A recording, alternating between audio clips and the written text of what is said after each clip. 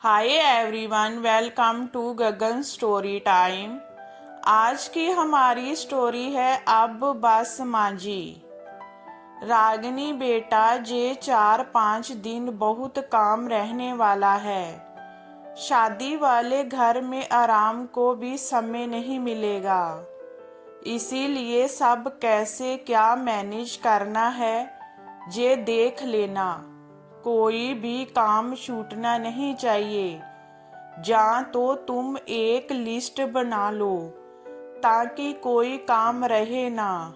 ठीक है माँ, मैं करती हूँ। रागिनी ने जो जो काम रह गए थे उसको एक जगह लिख लिया और कब कैसे क्या होना है ये भी घर की बहू होने के नाते शादी का सारा काम जिम्मेदारी से होना था। एक ननद की शादी जो होनी थी, कोई भी कमी रहनी नहीं चाहिए, ऐसा फरमान मिला था सासू माँ से। रागिनी जोर शोर से सबकी खातिरदारी में लगी हुई थी। सुबह जल्दी उठकर नहाकर पूजा करके रसोई का सारा काम देखती। फिर घर की साज सजावट, ननद का सारा दहेज, ससुराल भेजने का काम, रिश्तेदारों की भक्त, ताकि कोई भी नाराज होकर न जाए।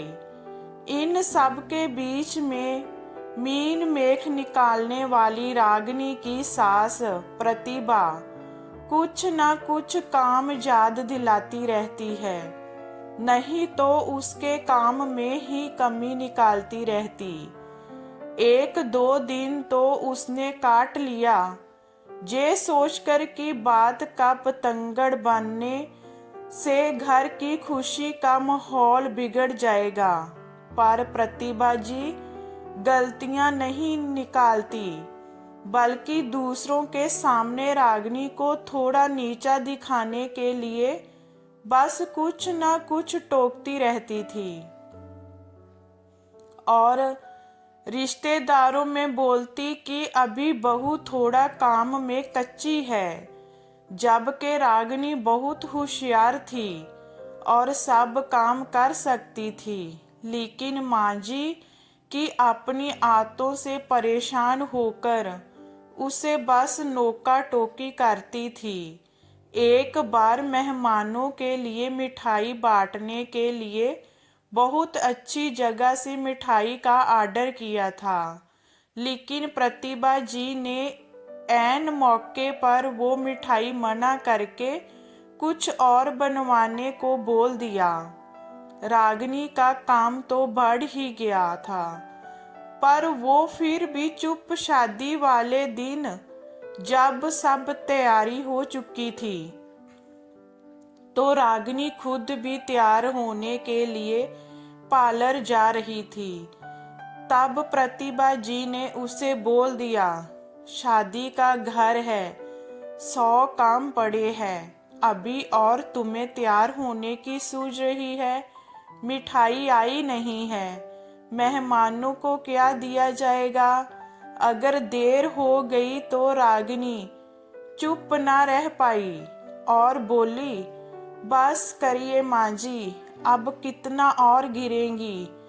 जा मुझे काम कर लेने लीजिए जिम्मेदारी से। जा आप जिम्मेदारियां ले लीजिए मिठाई की। आखिरी वक्त में मिठाई का काम आपने बढ़ाया और अब मैं सारे काम निपटा के जब खुद तैयार होने जा रही हूँ तो मुझे काम मत गिनाइए। मैं तो तैयार होकर आऊंगी, दुल्हन की भाभी हूँ, किसी से कम क्यों दिखूं? मेरी जिम्मेदारी से काम पूरा हुआ, आप भी कुछ जिम्मेदारी लीजिए, आपकी बेटी की शादी है। रागिनी इतना कहकर चली गई। उसने अपनी तरफ से सब कर दिया था, कोई काम नहीं बाकी था।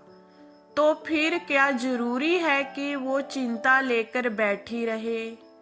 तो दोस्तों, आपको क्या लगता है, काम का बोझ लेकर क्या वो खुद की खुशी भी ना पूरी करे। एक औरत ही घर बनाती है।